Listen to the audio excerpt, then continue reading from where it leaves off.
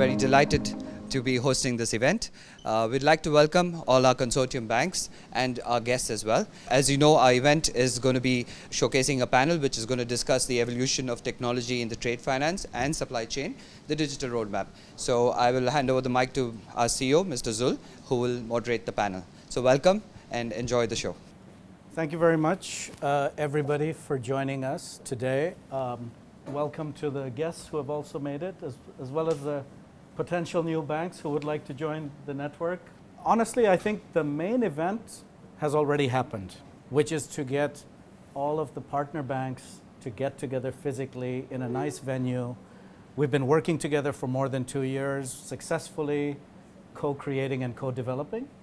And I think this was a good occasion for us to get together. So once again, thanks everybody for being here in this closed event. So as Sarfraz explained, we're here to talk about the future roadmap, about digitization and technology in the trade finance and supply chain space. And I'd like to take the first question about all of the different efforts around digitization. We hear it, it's a wave that's coming. But what are individual banks doing? And I'd like to direct that first question to Ali Imran at CBD. I think the wave is already here. Bank has been riding on the digital wave for a while. I think what transition we as a bank and CBD see that the expectation which has evolved on a B2C side of digitization has now slowly and gradually moved into the B2B side of the business. And in that, essentially, the acceleration post-COVID has clearly put in the customer at the heart of this, as it's no longer a choice, essentially. In 18 months or 2 years away from today, we used to talk about adoption risk with clients, how will they migrate? We used to hear all sort of challenges.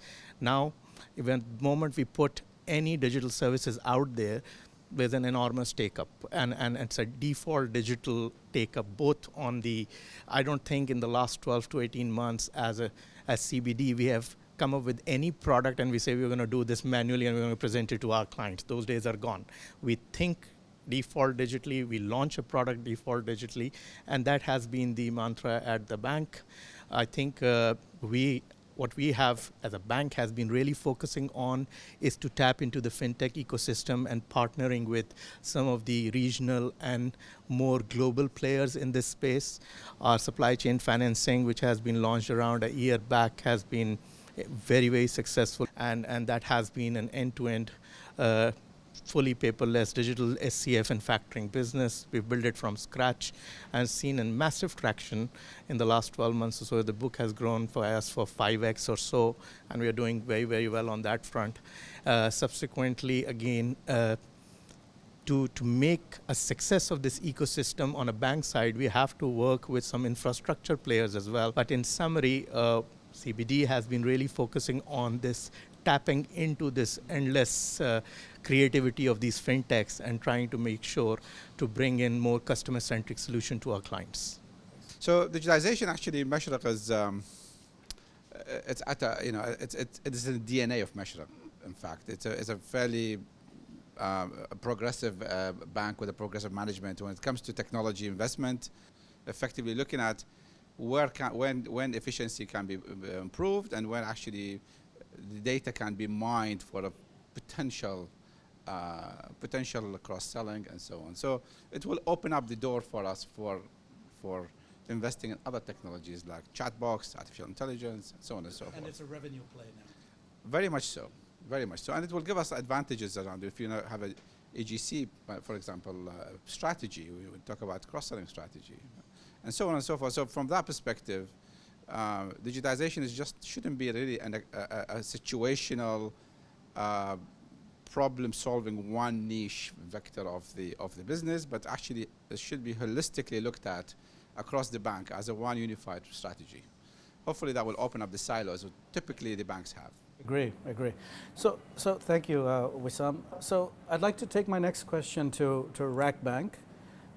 There's clearly a digital shift happening, and it's interesting to know from your experience, which are the verticals or which are the customer segments which are better or quicker at adopting the digital shift? we see that, actually it's not only, digitization is not only for the sophisticated kind of companies.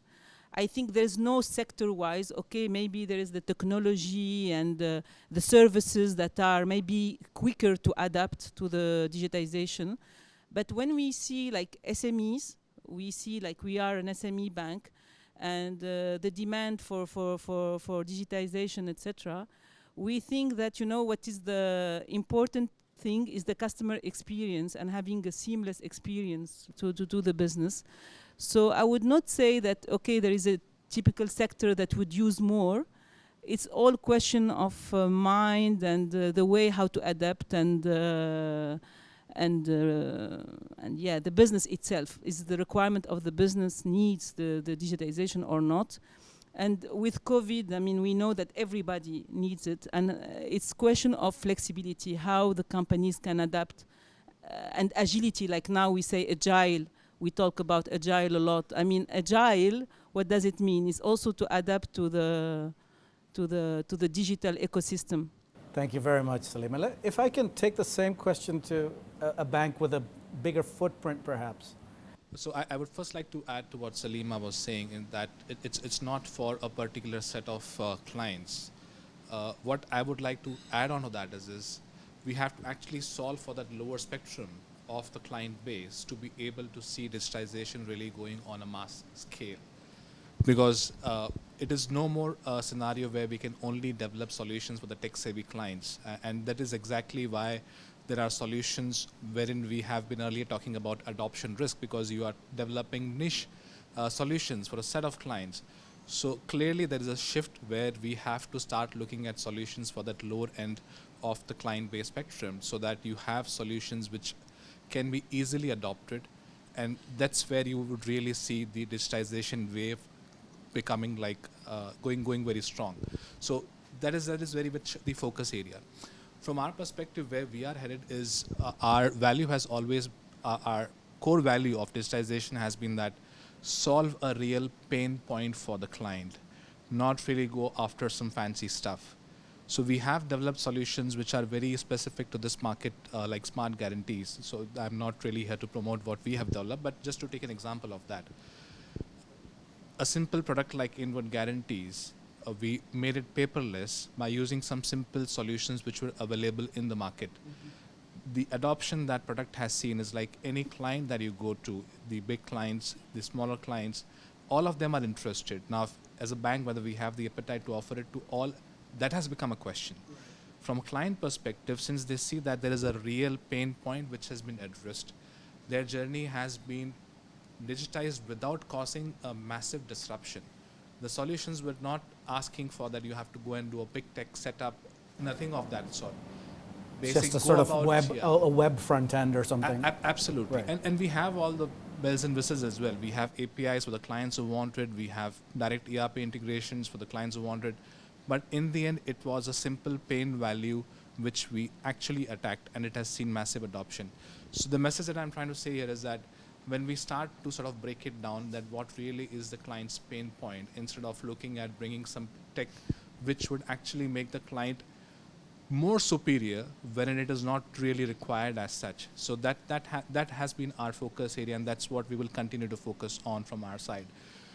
So when it comes to fintech space, we do sort of dip into that, but what we are actually as an organization watching out for is to see how this new law on electronic transactions, which has been passed by UAE, as well as the global phenomenon which is there, which is MLETR, which has been adopted by ADGM and some other countries, specifically like Singapore and Bahrain, how that pans out, because that has a lot of promise in terms of coming up with solutions which will not require big bang tech setups, which will not require clients to be extremely tech savvy, and that's where you will touch the entire spectrum. So that's the space which we are actively watching out for. Thank you very much, Vishnu. Thanks.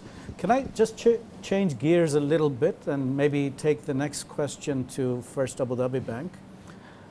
We hear a lot about the trade finance gap, the funding gap in the trade finance area, and this number comes from ICC, World Bank. Everybody talks about 1.7 trillion growing up to 2.5 trillion. It's a very large number. Can you help us, Ani, to contextualize this? First of all, to talk about perhaps, is there data available for the region and for the UAE? What's the trade finance gap? And what are the means that banks can use to help to narrow this gap and to, frankly, to get more business out of this, because it's an opportunity as well as a problem? Thank you, Zul. Look, the SME funding gap, I think, is a well-acknowledged problem globally. I think the 1.7 to 2 trillion number keeps on changing depending upon the report that you read. Closer to home, if you see the UAE economy is geared or is fueled by SMEs. And that is true with most parts of the globe as well. If you see in any country, about 50 to 70% of the economy is run by SMEs. If you look at some of the reports published here by the central bank or some other agencies, about 70 or 80%, depending upon which report again you read, they say in UAE is run by SMEs. I think what the banks are doing effectively, each of the banks I think sitting around here are running a huge commercial or SME banking book, right? Just like Fab as well, we've got several thousands of our clients who fall within the SME, MSME category. We do every year lending of billions of dirhams, right, to these SMEs. Yet the gap continues. And the reason is because probably we need a better collaboration between the regulators, the better collaboration between the banks, between the corporates and the SMEs themselves to be able to solve this problem. So for example, I think if you look at in this part of the world today, a lot of trade happens on paper, right? Because the trade happens on paper, it has its own challenges, but also at the same time, it gives a lot of discomfort to the banks in terms of the transaction that is hitting their counters. Is it a genuine transaction or not, right? And the sad story of this is, 90% of the trades that do come are genuine, but because 5 to 10% are not, that actually puts the balance 90% at risk of not getting accepted. So I think a better collaboration is required, I think, between the parties of the ecosystem, and a lot of work is being done by various agencies in this aspect. I think UTC at some stage, we should probably look at how it can help us solve this problem. We are on that journey, right? I mean, the reason why UTC started is not only to look at reducing frauds, but also to look at how we can improve the funding to the SMEs. So we've already taken a step in that direction. I think if we continue on our roadmap, and as you rightly said, if more banks come in, which I'm sure they will, the support of central bank continues to be with us. I think that will be a good opportunity for us to look at looking. So maybe Madhavan, if you can, do you believe that technology has a role to play in helping to narrow this gap? The technology is the one which is helping us to improve so that we can larger the base, so minimize the risk.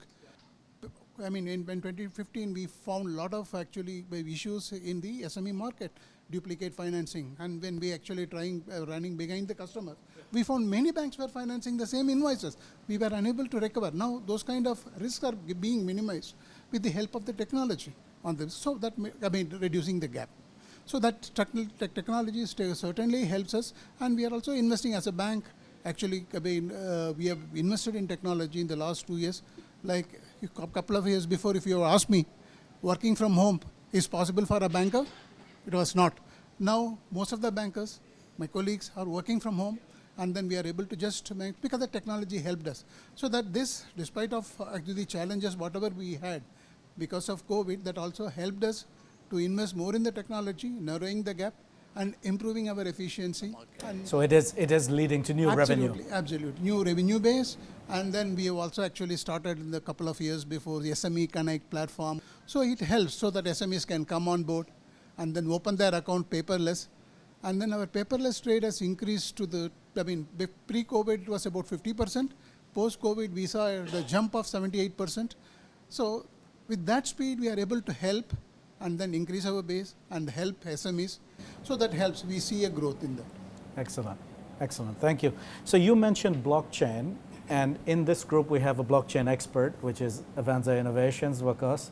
So can we hear from you about how blockchain technology specifically, to the exclusion of cryptocurrency, can help to advance the goals of bankers and other supply chain actors, and what impact it can have? Having a bunch of organizations in a private or enterprise blockchain network has a lot of advantages. I mean, I'm not going to go into blockchain 101 over here, but as opposed to earlier bureau models, where you'd have a bureau who'd ask for data from all participating entities of the network. This is a much more efficient model. It sort of abides by a lot of GDPR and other customer privacy and confidentiality rules, so it's easier for a bank to join a blockchain network rather than rely on a central entity which is asking for your data. And what they're doing with that data, nobody knows, right? So the bank has a lot of skin in the game, or any participating entity for that matter, when they join a blockchain-based platform compared to how things used to happen for the past 20, 30 years in inter-organization collaboration.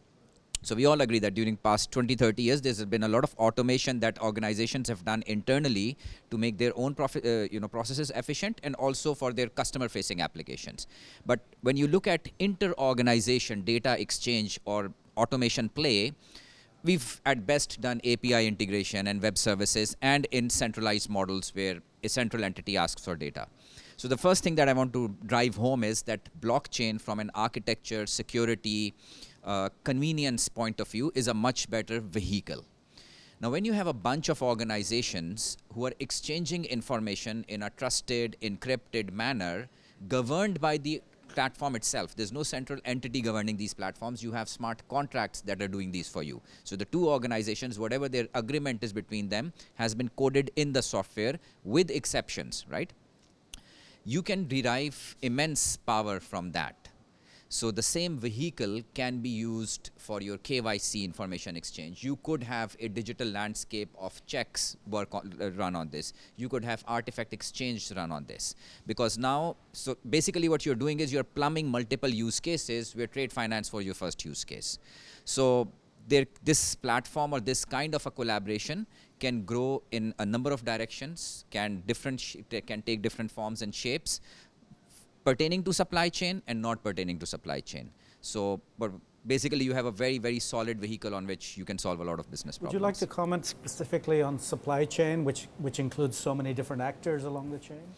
Exactly. So basically the biggest problem in blockchain projects, and we've done 20 plus blockchain projects in this region alone, it is not technology, it's lobbying. Having multiple organizations sit across the table and agree to solve a problem. And I think UTC has done that, brilliantly with this platform. It wasn't easy to do a project with 7, 8 banks, right? In supply chain, you have different pedigree of actors. It's not just banks, right? So, and it cannot typically be a local play. At some point in time, it'll have to become a cross-border play, right? So, while the technology is there to support, and we understand that the technology delivers, I think the biggest challenge is to get those stakeholders on the same page. So I think technology is not the problem here. It's the other aspects, which in due course will probably be solved as well. And I would add another point, which is that at least in this environment, every bank is a peer of the others, regardless of the relative size or market. Whereas that may not be the case in an environment like Rechain Me. So you end up with kind of who's got more muscle and who's got less muscle, which isn't suited very well to a blockchain play. So let me take this discussion towards Kumar from CBI. I'd just like to change gears a little bit. We heard over the last 2 months about new legislation coming into the UAE, opening up invoice factoring. So I'd like to ask a question about, and after that to the other banks, how is your bank seeing this as an opportunity? And after that, what are the technological possibilities to facilitate invoice factoring and financing around that? Thanks, Zul. I think before I answer that question, my heartiest congratulations to you. I already think UTC is going to be a fabulous platform. And I think our team has been intensely engaged with you and your team. They've done a great work, and we're very, very happy and privileged to be part of this platform. Just to add to my colleague from FAB, I think I see UTC playing a really central role in terms of how technology advances and how we offer our products to customers.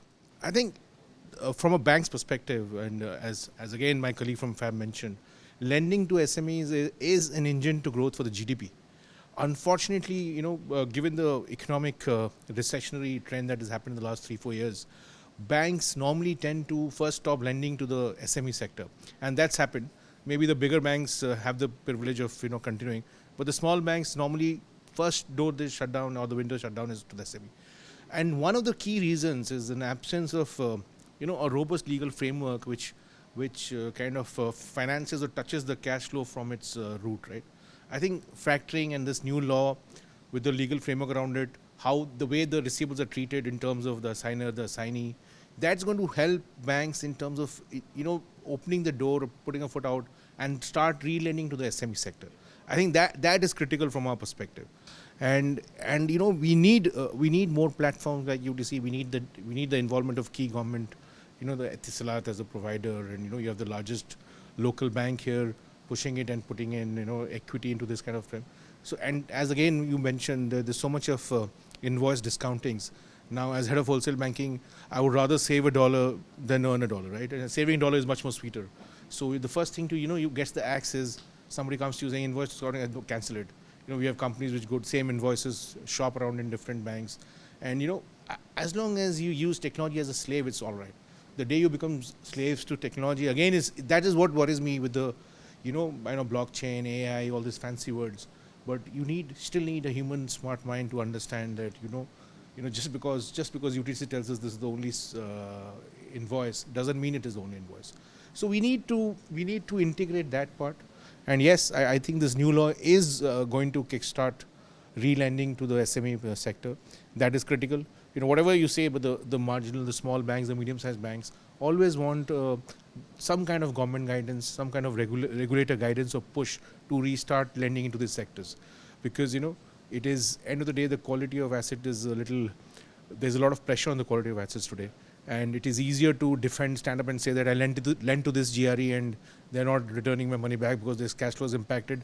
Nobody's going to question me even if it's $1 billion. But if I say I lent $10 to Kumar and Sons and his cash flow is not impacted, so that takes a lot of I can't use French here, but takes a lot of courage to so yeah, I think it's a thanks. I have a take on this with your permission. Yeah, of course. I have a very unique position here because I'm a solution provider and I also run a few SMEs, and I have my own opinion about how banks treat SMEs, and two of the banks on this panel, I bank with them. So this is me not as a solution provider, but as an SME, giving some feedback. So and this is a conversation me and Salima were having before the panel. So the corporate side of banks today are human dependent a lot. And I have had completely different experience with my banks just because my RM has changed. Just the change of an RM can make you hate your bank or love your bank as an SME. That's how big a difference. So when you say that we should not be slaves to technology, I think there's a fine balance that we need to strike between how many processes need to be human dependent. Because involving humans, and I know that the banks that I bank with have great technology. They've invested a lot on the technology, but the people representing those banks at times just make all the difference. So while, and I'm a big advocate of human interaction and everything, and I feel very comfortable, but I think too much of that becomes then people dependent. Your experience with your bank depends on the mood of the person that you're dealing with, or their competence or their experience and their skill set and everything. So I think a fine balance need to be. I can't agree more with you. When I say we cannot be slaves to technology, I meant is processes should be all technology driven. There should be as little as possible human driven in processes. But decision making, if you rely on decision making purely based on what output technology is giving you, my gut feeling is more often you'll be wrong than right. There's still a lot of I can't look at a market and look at only technical analysis. There is a reason why you have fundamental analysis, and fundamental analysis still plays a very important role in terms of how the markets move. So what technology does is gives you very accurate technical analysis, but where is the fundamental? That you need human intervention. Yes, you're right. But yeah, the quality of RMs in this country has deteriorated a lot. It is because the way the banks are treating RMs. It's banking is no more fun anymore. You see, if you ask an RM, if I head a wholesale bank, right, I'll tell you, first thing I see RM thing is which account has gone bad. So it's difficult. Yes, you're right. But we at the end of the day we have to understand, believe, and always follow the philosophy that the customer is at the center of it. Unfortunately, yes, the different services that different banks offer, and I don't want to name banks here, we've seen the surveys that have come out, even though the biggest banks have come out as the worst service providers. But I understand why, because of the reliance, because you know what happens, it's like you fly economy in Emirates. If you're flying a 3-hour circuit, you can go and talk to, we do a lot of lending to aircrafts. So we know this for a fact. If you're flying a short distance 3-hour flight to EK, they don't treat economy passengers very well because it is not efficient. So sometimes, you know, so that's where I say this human intervention is still very important. So I'd like to thank everybody for taking the time today, both on the panel and guests of the day. Thank you all for attending. Thank you for sharing your thoughts.